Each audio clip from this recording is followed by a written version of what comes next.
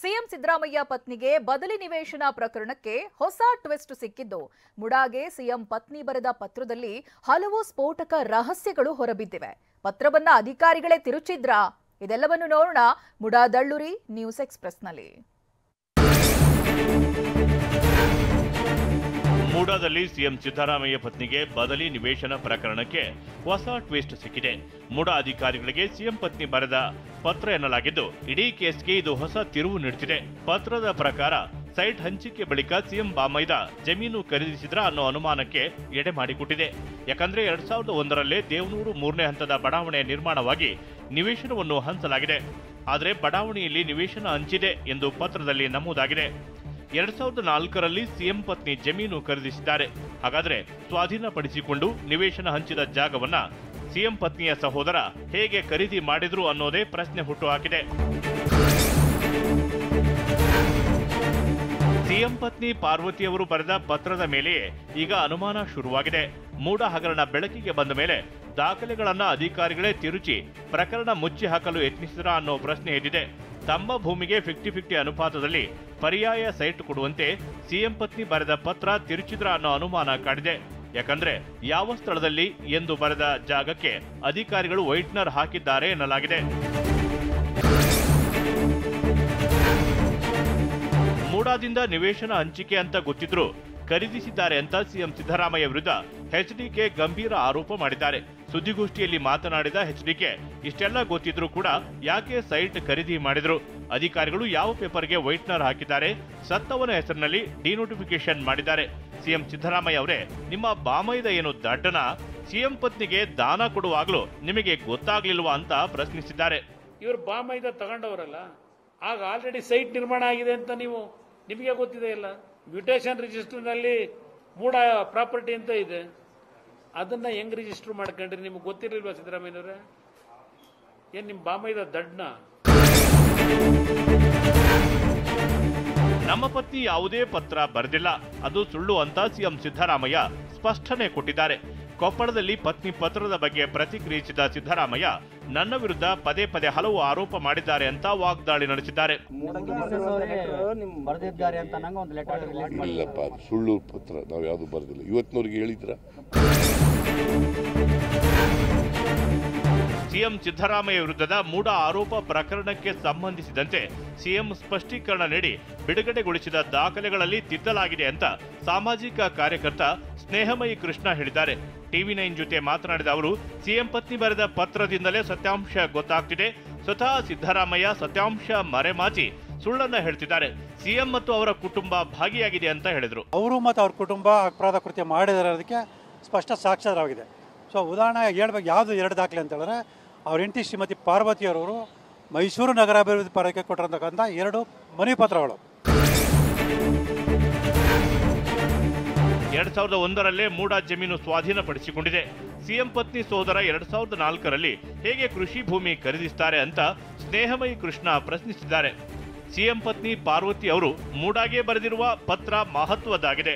ಈ ಪತ್ರಕ್ಕೆ ಸಂಬಂಧಿಸಿದಂತೆ ಸಿಎಂ ಸಿದ್ದರಾಮಯ್ಯ ಸ್ಪಷ್ಟನೆ ನೀಡಲಿ. ಮೇಲ್ನೋಟಕ್ಕೆ ದಾಖಲೆಗಳನ್ನ ಗಮನಿಸಿದಲ್ಲಿ ಆರೋಪ ಸಾಬೀತಾಗ್ತಿದೆ ಅಂತ ಕಿಡಿಕಾರಿದರು. 2001ಕ್ಕಿಂತ ಮುಂಚೆನೆ ಮೂಡಾದವರು ವಶಪಡಿಸಿಕೊಂಡು ನಿವೇಶನ ಹಂಚಿಕೆ ಮಾಡಿದ ಮೇಲೆ 2004ನೇ ಇಸ್ವಿಲಿ ಅದು ಕೃಷಿ ಭೂಮಿ ಅಂತೇಳಿ ಸಿದ್ದರಾಮಯ್ಯ ಬಾಮೈದ ಹೇಗೆ ಖರೀದಿ ಮಾಡೋಕ್ಕೆ ಸಾಧ್ಯ? ಸೊ ಇದಕ್ಕೆ ಮತ್ತೆ ಆ ವೈಟ್ನರ್ ಯಾರು ಹಾಕಿದ್ದಾರೆ, ಯಾವಾಗ ಹಾಕಿದ್ದಾರೆ, ಯಾರು ಹಾಕಿದ್ದಾರೆ ಅನ್ನೋದನ್ನ ಸಿದ್ದರಾಮಯ್ಯ ಸ್ಪಷ್ಟೀಕರಣ ಕೊಡಬೇಕು. ಸಿಎಂ ವಿರುದ್ಧ ಪ್ರಾಸಿಕ್ಯೂಷನ್ಗೆ ಅನುಮತಿ ನೀಡಿದ ರಾಜ್ಯಪಾಲರ ನಡೆಗೆ ವ್ಯಾಪಕ ಖಂಡನೆ ವ್ಯಕ್ತವಾಗ್ತಿದೆ. ಇದೇ ಕಾರಣಕ್ಕೆ ಕೇಂದ್ರ ಗುಪ್ತಚರ ಇಲಾಖೆಯಿಂದ ರಾಜ್ಯಪಾಲ ಥಾವರ್ ಚಂದ್ ಗೆಹ್ಲೋಟ್ಗೆ ಜೆಡ್ ಕ್ಯಾಟಗರಿ ಸೆಕ್ಯೂರಿಟಿ ನೀಡಲಾಗಿದೆ. ಕಾಂಗ್ರೆಸ್ ಪ್ರೊಟೆಸ್ಟ್ ಹಿನ್ನೆಲೆ ರಾಜ್ಯಪಾಲ ಗೆಹ್ಲೋಟ್ ಬುಲೆಟ್ ಪ್ರೂಫ್ ಕಾರು ತರಿಸಿಕೊಂಡಿದ್ದಾರೆ. ಆಗಸ್ಟ್ 29ರವರೆಗೆ ಎಲ್ಲ ಸಾರ್ವಜನಿಕ ಕಾರ್ಯಕ್ರಮ ಮುಂದೂಡಿದ್ದಾರೆ.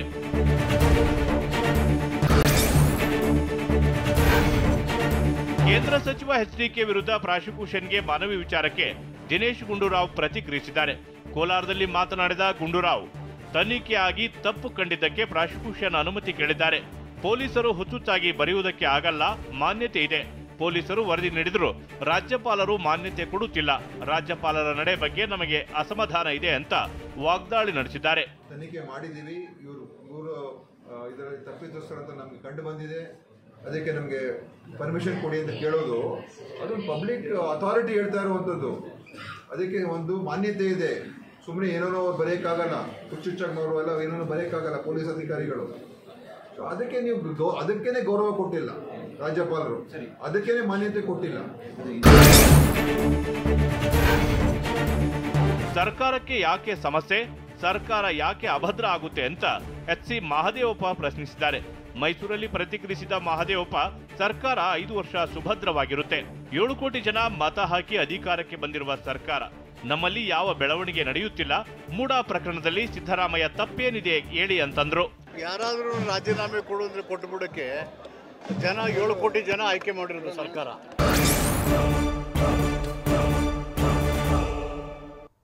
ಸಿಎಂ ವಿರುದ್ಧ ಪ್ರಾಸಿಕ್ಯೂಷನ್ಗೆ ರಾಜ್ಯಪಾಲರು ಒನ್ ಸೈಡ್ ನಿರ್ಧಾರ ತೆಗೆದುಕೊಂಡಿದ್ದಾರೆ ಅಂತ ಕಾಂಗ್ರೆಸ್ ಕಿಡಿ.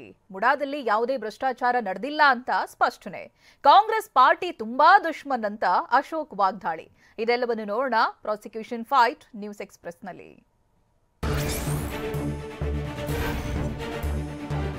ಸಿಎಂ ವಿರುದ್ಧ ಪ್ರಾಸಿಕ್ಯೂಷನ್ಗೆ ರಾಜ್ಯಪಾಲರು ಒನ್ ಸೈಡ್ ನಿರ್ಧಾರ ತೆಗೆದುಕೊಂಡಿದ್ದಾರೆ ಅಂತ ಕೃಷಿ ಸಚಿವ ಚಲುವರಾಯಸ್ವಾಮಿ ಹೇಳಿದ್ದಾರೆ. ಚಿಕ್ಕಬಳ್ಳಾಪುರದಲ್ಲಿ ಮಾತನಾಡಿದ ಅವರು, ಬಿಜೆಪಿಯವರು ಒನ್ ಸೈಡ್ ನಿರ್ಧಾರ ತೆಗೆದುಕೊಂಡಿದ್ದಾರೆ. ಕೇಂದ್ರ ಇಡಿ, ಐಟಿ, ಸಿಬಿಐಯನ್ನ ದುರುಪಯೋಗ ಮಾಡಿಕೊಳ್ತಿತ್ತು. ಈಗ ರಾಜಭವನವನ್ನು ರಾಜಕೀಯ ಕಚೇರಿಗಳಾಗಿ ಮಾಡಿಕೊಂಡಿದೆ ಅಂತ ಕಿಡಿಕಾರಿದ್ರು. ಅವರು ಒನ್ ಸೈಡ್ ಪೊಲಿಟಿಕಲಿ ಡಿಸಿಷನ್ ತಗೋತಾರೆ. ಇಡಿ, ಐಟಿ, ಸಿಬಿಐ ಯಾವುದೇ ತನಿಖಾ ಸಂಸ್ಥೆಗಳಿದ್ರು ಅದನ್ನು ದುರುಪಯೋಗ ಮಾಡ್ಕೊಂಡಿದ್ದಾರೆ. ಈಗ ರಾಜಭವನಗಳನ್ನು ಸಹ ರಾಜಕೀಯ ಕಚೇರಿಯಾಗಿ ಮಾಡ್ಕೊತಾ ಇದ್ದಾರೆ, ಅವರ ಆಫೀಸ್ ಕಚೇರಿಯಾಗಿ. ಇದು ಒಂದೇ ರಾಜ್ಯದಲ್ಲೆಲ್ಲ ಸಾಕಷ್ಟು ರಾಜ್ಯಗಳಲ್ಲಿ ರಾಜ್ಯಪಾಲರನ್ನ ದುರುಪಯೋಗ ಮಾಡ್ಕೊಂಡಿದ್ದಾರೆ. ಕೇಂದ್ರ ಸಚಿವ ಎಚ್ಡಿಕೆ ವಿರುದ್ಧ ಕಳೆದ ನವೆಂಬರ್ನಲ್ಲೇ ಪ್ರಾಸಿಕ್ಯೂಷನ್ಗೆ ಅನುಮತಿ ಕೇಳಲಾಗಿದೆ. ಆದರೆ ರಾಜ್ಯಪಾಲರು ಈವರೆಗೂ ಪ್ರಾಸಿಕ್ಯೂಷನ್ಗೆ ಅನುಮತಿ ನೀಡಿಲ್ಲ ಅಂತ ಕೃಷಿ ಸಚಿವ ಚಲುವರಾಯಸ್ವಾಮಿ ಹೇಳಿದ್ರು. ಚಿಕ್ಕಬಳ್ಳಾಪುರದಲ್ಲಿ ಮಾತನಾಡಿದ ಅವರು, ಸಿದ್ದರಾಮಯ್ಯ ಅವರದ್ದು ಏನೂ ಇಲ್ದಿದ್ರೂ ಪ್ರಾಸಿಕ್ಯೂಷನ್ಗೆ ಅನುಮತಿ ಕೊಟ್ಟಿದ್ದಾರೆ. ಅದೇ ರೀತಿ ಎಚ್ಡಿಕೆ ವಿರುದ್ಧ ಪ್ರಾಸಿಕ್ಯೂಷನ್ಗೆ ಅನುಮತಿ ನೀಡಬೇಕಲ್ವೇ ಅಂತ ಕಿಡಿಕಾರಿದ್ರು. ಅದೇ ಕುಮಾರಸ್ವಾಮಿ ಅವ್ರದ್ದು ನವೆಂಬರ್ನಲ್ಲಿ ಕೊಟ್ಟಿದ್ದಾರೆ, ಇನ್ನೂವರೆಗೂ ಕೊಟ್ಟಿಲ್ಲ. ಅವರು ಅನುಮತಿ ಕೊಡಬೇಕಲ್ಲ. ಸಿದ್ದರಾಮಯ್ಯನವ್ರದ್ದು ಏನೂ ಇಲ್ಲದಲ್ಲೇ ಕೊಟ್ಟ ಮೇಲೆ ಕುಮಾರಸ್ವಾಮಿ ಅವ್ರದ್ದು ತನಿಖೆ ಎಲ್ಲ ಮುಗಿದು ಅನುಮತಿ ಕೇಳಿದ್ರು ಕೊಡಬೇಕಲ್ಲ. ಕೊಟ್ಟಿಲ್ಲ ಅಂತಂದರೆ ರಾಜಕೀಯವಾಗಿದ್ದಾರೆ. ಅದೇನು ಎಷ್ಟು ದಿವಸ ಇದನ್ನು ಈ ಥರದ ಆಟವನ್ನು ಕೇಂದ್ರ ಸರ್ಕಾರ, ರಾಜ್ಯಪಾಲರು ಸಿಬಿಐ ಮೂಲಕ, ಇಡಿ ಮೂಲಕ, ಐಟಿ ಮೂಲಕ ಮಾಡಿಸ್ತಾರೆ ನೋಡೋಣ. ಮುಡಾದಲ್ಲಿ ಯಾವುದೇ ಭ್ರಷ್ಟಾಚಾರ ನಡೆದಿಲ್ಲ ಅಂತ ಕಾಂಗ್ರೆಸ್ ಶಾಸಕ ಬಸವರಾಜ ರಾಯರೆಡ್ಡಿ ಹೇಳಿದ್ದಾರೆ. ಕೊಪ್ಪಳದಲ್ಲಿ ಮಾತನಾಡಿದ ಅವರು, ಮುಡಾದಲ್ಲಿ ಸಿಎಂ ಆಗ್ಲಿ ಅವರ ಪತ್ನಿಯಾಗ್ಲಿ ತಪ್ಪು ಮಾಡಿಲ್ಲ. ಕಾನೂನು ಬಾಹಿರ ಕೆಲಸ ನಡೆದಿದ್ರೆ ಕೋರ್ಟ್ನಲ್ಲಿ ಅರ್ಜಿ ಹಾಕಿ. ರಾಜಕೀಯ ಒತ್ತಡದಿಂದ ಪ್ರಾಸಿಕ್ಯೂಷನ್ಗೆ ಅನುಮತಿ ನೀಡಿದ್ದಾರೆ ಅಂತ ಕಿಡಿಕಾರಿದ್ರು. ಈ ಕೇಸ್ನಲ್ಲಿ court of law will take A decision. ಯಾರು ಏನು ಮಾಡೋಕ್ಕಾಗಲ್ಲ. ನಾನು ಓದಿದ ಕಾನೂನು ಪ್ರಕಾರ ಮುಖ್ಯಮಂತ್ರಿಗಳಾಗಲಿ, ಅವರ ಧರ್ಮಪತ್ನಿ ಆಗಲಿ, ಅವರ ಸಂಬಂಧಿ ಅಳಿಯ ಆಗಲಿ, ಇದರಲ್ಲಿ ಯಾವುದೇ ಕಾನೂನಿನ ಸಮಸ್ಯೆ ಇಲ್ಲ. ಕಾನೂನಿನ ಬಾಹಿರ ಅವ್ರು ಏನು ಕೆಲಸ ಮಾಡಿಲ್ಲ ಅಂತ ನನ್ನ ಮಟ್ಟಿಗೆ ಗೊತ್ತಿದೆ. ದುಶ್ಮನ್ ಕಹಾ ಹೇ ಎಂದ್ರೆ ಕಾಂಗ್ರೆಸ್ ಪಾರ್ಟಿ ತುಂಬಾ ಹೇ ಅಂತ ವಿಪಕ್ಷ ನಾಯಕ ಆರ್ ಅಶೋಕ್ ಟ್ವೀಟ್ ಮಾಡಿದ್ದಾರೆ. ಈ ಬಗ್ಗೆ ಪೋಸ್ಟ್ ಮಾಡಿರೋ ಸಿಎಂ ಸಿದ್ದರಾಮಯ್ಯಗೆ ಶಾಸಕ ಸಚಿವರ ಬೆಂಬಲ ಇದೆ ಎಂದಿದ್ದಾರೆ. ಆದರೆ ಕಾಂಗ್ರೆಸ್ ನಾಯಕರು ಬೇರೆ ಲೆಕ್ಕಾಚಾರಗಳನ್ನ ಹಾಕ್ತಿದ್ದಾರೆ. ಇಡೀ ರಾಜ್ಯದ ಜನ ತಮ್ಮ ರಾಜೀನಾಮೆಗೆ ಕಾತುರದಿಂದ ನೋಡ್ತಿದ್ದಾರೆ. ಕನ್ನಡಿಗರ ತಾಳ್ಮೆ ಪರೀಕ್ಷೆ ಮಾಡಬೇಡಿ, ಶೀಘ್ರವೇ ರಾಜೀನಾಮೆ ನೀಡಿ ಗೌರವ ಉಳಿಸಿಕೊಳ್ಳಿ ಅಂತ ಅಶೋಕ್ ಎಕ್ಸ್ ಖಾತೆಯಲ್ಲಿ ಕಿಡಿಕಾರಿದ್ದಾರೆ.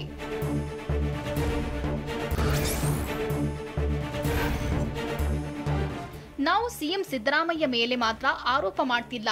ಒಂದು ನಟೋರಿಯಸ್ ಗ್ಯಾಂಗ್ ಸಿಎಂ ರನ್ನ ಬಳಸಿಕೊಂಡಿದೆ ಅಂತ ಪರಿಷತ್ ಸದಸ್ಯ ಸಿಟಿ ರವಿ ಹೇಳಿದ್ದಾರೆ. ಚಿಕ್ಕಮಗಳೂರಿನಲ್ಲಿ ಮಾತನಾಡಿದ ಅವರು, ನಟೋರಿಯಸ್ ಗ್ಯಾಂಗ್ ಸಿಎಂ ರನ್ನ ಖೆಡ್ಡಾಗೆ ಕೆಡವಿಕೊಂಡಿದೆ. ಸಿದ್ದರಾಮಯ್ಯ ನಮ್ಮ ರಕ್ಷಣೆಗೆ ಇರಲಿ ಎಂದು ಖೆಡ್ಡಾಗೆ ಬೀಳಿಸಿದ್ದಾರೆ. ತಮ್ಮ ಹಗರಣಗಳಿಗೆ ರಕ್ಷಣೆ ಇರಲಿ ಎಂದು ಸಿಎಂ ಬೀಳಿಸಿಕೊಂಡಿದ್ದಾರೆ ಅಂತ ಗಂಭೀರ ಆರೋಪ ಮಾಡಿದ್ದಾರೆ. ಇವರೊಬ್ಬರ ಮೇಲೆ ಆರೋಪ ಮಾಡ್ತಿಲ್ಲ. ಒಂದು ನಟೋರಿಯಸ್ ಗ್ಯಾಂಗು ಸಿದ್ದರಾಮಯ್ಯನವ್ರನ್ನ ಬಳಸ್ಕೊಂಡಿದ್ದಾರೆ. ಇದರಲ್ಲಿ ಅವ್ರನ್ನೂ ಕೆಡವಿದ್ದಾರೆ. ಯಾಕೆ ಅಂದರೆ ತಮ್ಮ ಹಗರಣಗಳಿಗೆ ರಕ್ಷಣೆ ಇರಲಿ ಅಂತ, ತಮ್ಮ ಹಗರಣಗಳಿಗೆ ರಕ್ಷಣೆ ಇರಲಿ ಅನ್ನೋ ಕಾರಣಕ್ಕೆ ಇವ್ರನ್ನೂ ಜೊತೆಗೆ ಎಳ್ಕೊಂಡಿದ್ದಾರೆ. ರಾಜ್ಯದಲ್ಲಿ ಕಾಂಗ್ರೆಸ್ ಸರ್ಕಾರ ಸಂಪೂರ್ಣ ಭ್ರಷ್ಟಾಚಾರದಲ್ಲಿ ತೊಡಗಿದೆ ಅಂತ ಛಲವಾದಿ ನಾರಾಯಣಸ್ವಾಮಿ ವಾಗ್ದಾಳಿ ನಡೆಸಿದ್ದಾರೆ. ಹುಬ್ಬಳ್ಳಿಯಲ್ಲಿ ಪ್ರತಿಕ್ರಿಯಿಸಿದ ಎಂಎಲ್ಸಿ, ರಾಜ್ಯಪಾಲರು ಅವರ ಕೆಲಸ ಮಾಡಿ ಸುಮ್ಮನೆ ಕೂತಿದ್ದಾರೆ. ಆದರೆ ಕಾಂಗ್ರೆಸ್ನವರು ಹಾದಿ ಬೀದಿಗಳಲ್ಲಿ ರಾಜ್ಯಪಾಲರ ಫೋಟೋ ಸುಡ್ತಿದ್ದಾರೆ. ರಾಜ್ಯಪಾಲರ ತೇಜೋವಧೆ ಮಾಡೋ ಕೆಲಸವನ್ನ ಕಾಂಗ್ರೆಸ್ ಮಾಡ್ತಿದೆ ಅಂತ ವಾಗ್ದಾಳಿ ನಡೆಸಿದ್ದಾರೆ. ಉತ್ತರ ಕೊಡೋರಿಗೆ ನೀವು ಪ್ರಶ್ನೆ ಕೇಳಬೇಕು. ನೀವು ಯಾಕೆ ಅವ್ರನ್ನ ಪ್ರಶ್ನೆ ಮಾಡ್ತೀರಾ ಅಂತಾರ? ಆದ್ರಿಂದ ಈ ಡೋಂಗಿ ಸಿದ್ದರಾಮಯ್ಯ ಮೊದಲು ಅಧಿಕಾರ ಬಿಟ್ಟು ತೊಲಗಬೇಕು. ಇಲ್ಲ ಅಂತಂದ್ರೆ ಈ ರಾಜ್ಯದಲ್ಲಿ ಜನರಿಗೆ ನೆಮ್ಮದಿ ಇರೋದಿಲ್ಲ. 15 ತಿಂಗಳುಗಳಾಯ್ತು, ಒಂದೇ ಒಂದು ಉದ್ಘಾಟನೆ ಆಗಿದೆ ಯಾವ್ದಾದ್ರೂ ಕೆಲಸ?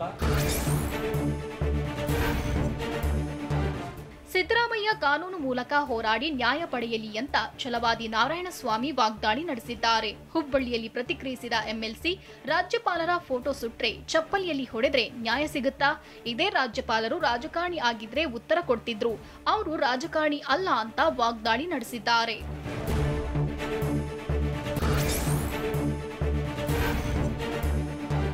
ರಾಜ್ಯಪಾಲರ ನಡವಳಿಕೆ ಅತ್ಯಂತ ಖಂಡನೀಯ ಅಂತ ಸಚಿವ ದಿನೇಶ್ ಗುಂಡೂರಾವ್ ಹೇಳಿದ್ದಾರೆ. ಕೋಲಾರದಲ್ಲಿ ಪ್ರತಿಕ್ರಿಯಿಸಿದ ಸಚಿವರು, ರಾಜ್ಯ ಸರ್ಕಾರವನ್ನ ಅಸ್ಥಿರಗೊಳಿಸುವ ಕೆಲಸ ರಾಜ್ಯಪಾಲರು ಮಾಡ್ತಿದ್ದಾರೆ. ರಾಜ್ಯಪಾಲರೇ ಷಡ್ಯಂತ್ರದಲ್ಲಿ ಶಾಮೀಲಾದ್ರೆ ಸರ್ಕಾರದ ವ್ಯವಸ್ಥೆ ಹಾಳು ಮಾಡಲು ಕೈ ಹಾಕಿದ್ರೆ ಸುಮ್ಮನೆ ಕೂರ್ಬೇಕಾ? ರಾಜ್ಯಪಾಲರು ಕರ್ನಾಟಕದ ಜನತೆ ಮೇಲೆ ದಾಳಿ ನಡೆಸಿದ್ದಾರೆ ಅಂತ ಆಕ್ರೋಶ ವ್ಯಕ್ತಪಡಿಸಿದ್ರು. ಯಾವ ತಪ್ಪು ಮಾಡದೇ ಇರುವಂತ ವ್ಯಕ್ತಿ ಮೇಲೆ ನೀವು ರಾಜ್ಯದ ಒಬ್ಬ ಮುಖಂಡ, ನೀವು ರಾಜ್ಯದಲ್ಲಿ ಒಳ್ಳೆ ಸರ್ಕಾರ ನಡೀಬೇಕು ಅಂತ ನೋಡ್ಕೊಳ್ತೇವೆ ಜವಾಬ್ದಾರಿ ರಾಜ್ಯಪಾಲರಿಗೆ ಇರ್ತದೆ. ಅವರೇ ಈ ಷಡ್ಯಂತ್ರದಲ್ಲಿ ಶಾಮೀಲಾದ್ರೆ, ಅವರೇ ಈ ಸರ್ಕಾರದ ವ್ಯವಸ್ಥೆನ ಹಾಳು ಮಾಡೋದಕ್ಕೆ ಅವ್ರು ಕೈ ಹಾಕಿದ್ರೆ ಅದಕ್ಕೆ ನಾವು ಸುಮ್ಮನೆ ಕೂತ್ಕೋಬೇಕಾ? ಸಿದ್ದರಾಮಯ್ಯ ರಾಜೀನಾಮೆಗೆ ವಿಪಕ್ಷದವರ ಆಗ್ರಹ ವಿಚಾರಕ್ಕೆ ಎಚ್ಸಿ ಮಹದೇವಪ್ಪ ವಾಗ್ದಾಳಿ ನಡೆಸಿದ್ದಾರೆ. ಮೈಸೂರಲ್ಲಿ ಪ್ರತಿಕ್ರಿಯಿಸಿದ ಮಹದೇವಪ್ಪ, ಆನೆ ಹೋಗ್ತಿರುತ್ತೆ, ನರಿಯೊಂದು ಕಾದು ಕುಳಿತಿರುತ್ತೆ, ಅದೇನೋ ಬೀಳುತ್ತೆ ಅಂತ ನರಿಯೊಂದು ಕಾಯ್ತಿರುತ್ತೆ, ಅದು ಬೀಳೋದಿಲ್ಲ, ಆನೆ ನಡೆಯೋದನ್ನ ನಿಲ್ಸೋದಿಲ್ಲ ಅಂತ ಟಾಂಗ್ ಕೊಟ್ಟಿದ್ದಾರೆ. ಆನೆ ಹೋಗ್ತಾ ಇದೆ, ನರಿ ನೋಡ್ತಾ ಇದೆ, ಹೆಜ್ಜೆ ಇಡ್ತಾ ಇದೆ, ಆನೆದು ಬೀಳಂಗಿಲ್ಲ, ನರಿ ತಿನ್ನಂಗಿಲ್ಲ.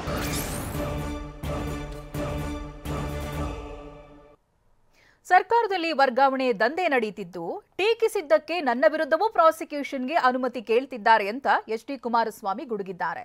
ಸರ್ಕಾರ ಇದೆ ಅಂತ ನನ್ನ ಹೆದರಿಸ್ತಿದ್ದೀರಾ ಅಂದ್ರೆ ನಿಮ್ಮನ್ನ ಬಂಧಿಸೋಕೆ ಒಬ್ಬ ಕಾನ್ಸ್ಟೇಬಲ್ ಸಾಕು ಅಂತ ಸಿಎಂ ತಿರುಗೇಟು ಕೊಟ್ಟಿದ್ದಾರೆ. ಇದೆಲ್ಲವನ್ನು ನೋಡೋಣ ಗಣಿಗಂಡಾಂತರ ನ್ಯೂಸ್ ಎಕ್ಸ್‌ಪ್ರೆಸ್ನಲ್ಲಿ. ಕಾಂಗ್ರೆಸ್ ಅಧಿಕಾರಕ್ಕೆ ಬಂದ ದಿನದಿಂದಲೇ ವರ್ಗಾವಣೆ ದಂಧೆ ನಡೆಯುತ್ತಿದೆ. ಈ ಬಗ್ಗೆ ನಾನು ವಾಗ್ದಾಳಿ ಮಾಡಿದ್ದೆ. ಇದರಿಂದ ಸರ್ಕಾರಕ್ಕೆ ಮುಜುಗರ ಆಯಿತು. ಹಾಗಾಗಿ ನನ್ನ ವಿರುದ್ಧ ಪ್ರಾಸಿಕ್ಯೂಷನ್ಗೆ ಅನುಮತಿ ಕೇಳಿದ್ದಾರೆ ಅಂತ ಕೇಂದ್ರ ಸಚಿವ ಎಚ್.ಡಿ. ಕುಮಾರಸ್ವಾಮಿ ಹೇಳಿದ್ದಾರೆ. ಸುದ್ದಿಗೋಷ್ಠಿಯಲ್ಲಿ ಮಾತನಾಡಿದ ಎಚ್ಡಿಕೆ, ಕಾಂಗ್ರೆಸ್ ಅಧಿಕಾರಕ್ಕೆ ಬಂದಾಗಿನಿಂದ ಸ್ವಯಂಕೃತ ಅಪರಾಧ ಮಾಡ್ಕೊಂಡು ಬಂದಿದೆ ಅಂತ ವಾಗ್ದಾಳಿ ನಡೆಸಿದ್ರು. ನಿಮ್ಮದೇ ಸರ್ಕಾರ ಇದೆ ಅಂತ ನೀವು ನನ್ನನ್ನ ಹೆದರಿಸ್ತೀರಾ? ಹೀಗಂತ ಸರ್ಕಾರಕ್ಕೆ ಎಚ್.ಡಿ. ಕುಮಾರಸ್ವಾಮಿ ಕಿಡಿಕಾರಿದ್ದಾರೆ. ಬೆಂಗಳೂರಿನಲ್ಲಿ ಮಾತನಾಡಿದ ಅವರು, ನೀವುಗಳು ಏನೇನ್ ಚರ್ಚೆ ಮಾಡ್ತೀರಾ ಅಂತ ಸಿಎಂ ಮನೆಯಿಂದಲೇ ನನಗೆ ಎಲ್ಲಾ ಮಾಹಿತಿ ಕೊಡ್ತಾರೆ ಅಂದ್ರು. ಪೊನ್ನಣ್ಣ, ನೀವೊಬ್ಬರೇ ಅಲ್ಲ ಕಾನೂನು ತಜ್ಞರಿರುವುದು.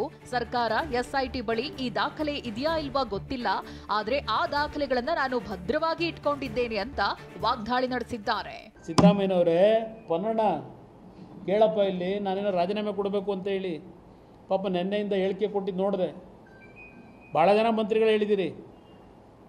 ಕುಮಾರಸ್ವಾಮಿ ಅವರು, ಹೌದು ಮಂತ್ರಿ ಸ್ಥಾನಕ್ಕೆ ರಾಜೀನಾಮೆ ಕೊಡಬೇಕು ಅಂದ್ರೆ ಧಾರಾಳವಾಗಿ ಕೊಡ್ತೀನಿ. ಎಚ್ಡಿಕೆ ವಿರುದ್ಧ ಪ್ರಾಸಿಕ್ಯೂಷನ್ಗೆ ಅನುಮತಿ ಕೇಳಿದ ವಿಚಾರಕ್ಕೆ ಕುಮಾರಸ್ವಾಮಿ ಕೆಂಡಾಮಂಡರಾಗಿದ್ದಾರೆ. ಬೆಂಗಳೂರಿನಲ್ಲಿ ಪ್ರತಿಕ್ರಿಯಿಸಿದ ಎಚ್ಡಿಕೆ, 2017ರಲ್ಲಿ ನನಗೆ ಎಸ್ಐಟಿ ಅಧಿಕಾರಿಗಳು ನೋಟಿಸ್ ಕೊಟ್ಟರು. 18ರಲ್ಲಿ ನಾನು ಮನಸ್ಸು ಮಾಡಿದ್ರೆ ಮುಚ್ಚಿ ಹಾಕಿಸಬಹುದಿತ್ತು. ಆಗ ಒಬ್ಬ ಅಧಿಕಾರಿ ಮೂಲಕ ಎಚ್ಡಿಕೆ ಬಂಧಿಸಬೇಕೆಂದು ಸಿದ್ದರಾಮಯ್ಯ ಪ್ಲಾನ್ ಮಾಡಿದ್ರು ಅಂತ ವಾಗ್ದಾಳಿ ನಡೆಸಿದ್ರು. ನೀವು ನನ್ನನ್ನ ಹೆದರಿಸಲು ಪ್ರಯತ್ನಿಸಿದ್ರೆ ಇದಕ್ಕೆಲ್ಲ ನಾನು ಹೆದರಲ್ಲ ಅಂತ ಎಚ್.ಡಿ. ಕುಮಾರಸ್ವಾಮಿ ಹೇಳಿದ್ದಾರೆ.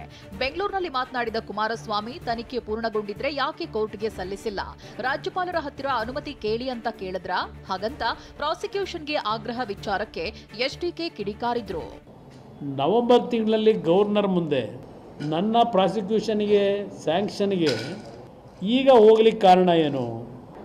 ಯಾವ ಕಾಂಗ್ರೆಸ್ ಸರ್ಕಾರ 2023 ಜೂನ್ ಜುಲೈನಲ್ಲಿ ಅಧಿಕಾರಕ್ಕೆ ಬಂದ ಮೊದಲನೇ ದಿನದಿಂದಲೇ ವರ್ಗಾವಣೆ ದಂಧೆಗಳೇನು ಪ್ರಾರಂಭ ಮಾಡಿದರು ಅದರ ಬಗ್ಗೆ ನಾನು ಸ್ವಲ್ಪ ದೊಡ್ಡ ಮಟ್ಟದಲ್ಲಿ ವಾಗ್ದಾಳಿ ಮಾಡಿದಂಥದ್ದು ಸರ್ಕಾರಕ್ಕೆ ಎಲ್ಲೋ ಒಂದು ಕಡೆ ಮುಜುಗರ ಪ್ರಾರಂಭ ಆಯಿತು. ಕುಮಾರಸ್ವಾಮಿಯನ್ನ ಅರೆಸ್ಟ್ ಮಾಡಿ ಅಂತ ನಾನೆಲ್ಲೂ ಹೇಳಿಲ್ಲ ಅಂತ ಸಿದ್ದರಾಮಯ್ಯ ಹೇಳಿದ್ದಾರೆ. ಕೊಪ್ಪಳದಲ್ಲಿ ಪ್ರತಿಕ್ರಿಯಿಸಿದ ಸಿಎಂ, ಸನ್ನಿವೇಶ ಬಂದ್ರೆ ಮುಲಾಜಿಲ್ಲದೆ ಅರೆಸ್ಟ್ ಮಾಡ್ತೇವೆ. ಎಚ್ಡಿ ಕುಮಾರಸ್ವಾಮಿ ಭಯ ಪಟ್ಟಿದ್ದಾರೆ. ಪ್ರಾಸಿಕ್ಯೂಷನ್ಗೆ ನಾವು ಕೇಳಿಲ್ಲ, ಖಾಸಗಿಯವರೂ ಕೇಳಿಲ್ಲ. ಎಸ್ಐಟಿ ಲೋಕಾಯುಕ್ತ ತನಿಖೆ ಮಾಡಿ ಕೇಳಿದ್ದಾರೆ. ತನಿಖೆ ಮಾಡಿ ಸಾಕ್ಷಿ ಇದ್ರೂ ಸಹ ಬಿಟ್ಟು ಬಿಡಬೇಕಾ ಅಂತ ಪ್ರಶ್ನಿಸಿದ್ದಾರೆ. ನಾನು ಅರೆಸ್ಟ್ ಮಾಡ್ತೀನಿ ಅಂತ ಎಲ್ಲೂ ಹೇಳಿಲ್ಲ. ಈಗ ಅರೆಸ್ಟ್ ಮಾಡಬೇಕಾದಂಥ ಸನ್ನಿವೇಶ ಬಂದರೆ ಅರೆಸ್ಟ್ ಮಾಡ್ತೀವಿ, ಯಾವುದೇ ಮುಲಾಜಿ ಇರೋದಿಲ್ಲ. ಆದರೆ ಅಂಥ ಸನ್ನಿವೇಶ ಏನಿಲ್ಲ. ಈಗ ಕುಮಾರಸ್ವಾಮಿ ಭಯ ಪಟ್ಕೊಬಿಟ್ಟಿದ್ದಾರೆ ಪಾಪ. 100 ಸಿದ್ದರಾಮಯ್ಯ ಬಂದರೂ ನನ್ನ ಅರೆಸ್ಟ್ ಮಾಡೋಕ್ಕಾಗಲ್ಲ ಅಂತ ಕೇಂದ್ರ ಸಚಿವ ಎಚ್ಡಿ ಕುಮಾರಸ್ವಾಮಿ ಹೇಳಿದ್ರು. ಇದಕ್ಕೆ ವಿಜಯಪುರದಲ್ಲಿ ತಿರುಗೇಟು ಕೊಟ್ಟಿರೋ ಸಿಎಂ ಸಿದ್ದರಾಮಯ್ಯ, ಕುಮಾರಸ್ವಾಮಿಯನ್ನ ಬಂಧಿಸಲು ಒಬ್ಬ ಕಾನ್ಸ್ಟೇಬಲ್ ಸಾಕು ಅಂತ ಹೇಳಿದ್ರು.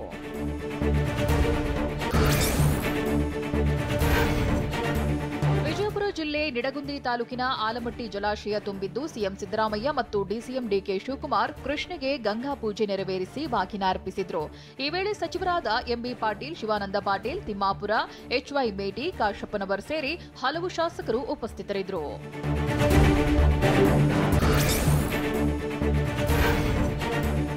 ರೇಣುಕಾಸ್ವಾಮಿ ಕೊಲೆ ಪ್ರಕರಣಕ್ಕೆ ಸಂಬಂಧಿಸಿದಂತೆ ದರ್ಶನ್ ಅಂಡ್ ಗ್ಯಾಂಗ್ ತನಿಖೆ ನಡೆಸುತ್ತಿರೋ ಪೊಲೀಸರಿಗೆ ಆರ್ಥಿಕ ಸಂಕಷ್ಟ ಎದುರಾಗಿತ್ತು. ತನಿಖೆಗಾಗಿ ಹಾರ್ಡ್ ಡಿಸ್ಕ್ ಮತ್ತು ಪೆನ್ ಡ್ರೈವ್ ಅನ್ನ ಸ್ವಂತ ಖರ್ಚಿನಲ್ಲೇ ಪೊಲೀಸರು ಖರೀದಿಸಿದ್ರು. ತನಿಖೆಗೆ ವೆಚ್ಚವಾಗಿ 2.5 ಲಕ್ಷ ಖರ್ಚಾಗಿತ್ತು. ಈ ಬಗ್ಗೆ ಟಿವಿ9 ವರದಿ ಪ್ರಸಾರ ಮಾಡಿತ್ತು. ಇದರ ಬೆನ್ನಲ್ಲೇ ಎಚ್ಚೆತ್ತ ಹಿರಿಯ ಅಧಿಕಾರಿಗಳು ಹಣ ಮಂಜೂರು ಮಾಡಿದ್ದಾರೆ.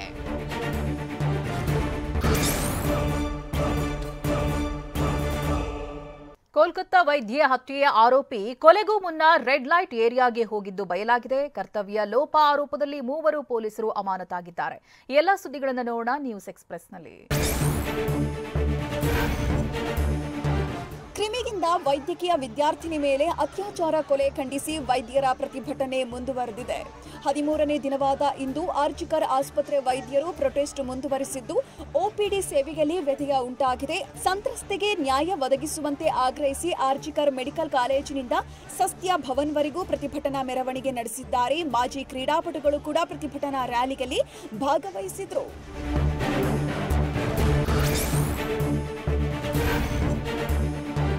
ವೈದ್ಯಕೀಯ ವಿದ್ಯಾರ್ಥಿನಿ ಅತ್ಯಾಚಾರ ಕೊಲೆ ಪ್ರಕರಣದ ತನಿಖೆಯನ್ನ ಸಿಬಿಐ ತೀವ್ರಗೊಳಿಸಿದೆ. ಆರ್ಜಿಕರ್ ವೈದ್ಯಕೀಯ ಕಾಲೇಜಿನ ಮಾಜಿ ಪ್ರಾಂಶುಪಾಲ ಡಾಕ್ಟರ್ ಸಂದೀಪ್ ಘೋಷ್ ಅವರನ್ನ ಸತತ 6ನೇ ದಿನವೂ ತೀವ್ರ ವಿಚಾರಣೆಗೆ ಒಳಪಡಿಸಲಾಗಿದೆ. 60 ಗಂಟೆಗಳ ಕಾಲ ಡಾಕ್ಟರ್ ಸಂದೀಪ್ ಘೋಷ್ರನ್ನ ಸಿಬಿಐ ವಿಚಾರಣೆ ನಡೆಸಿದೆ.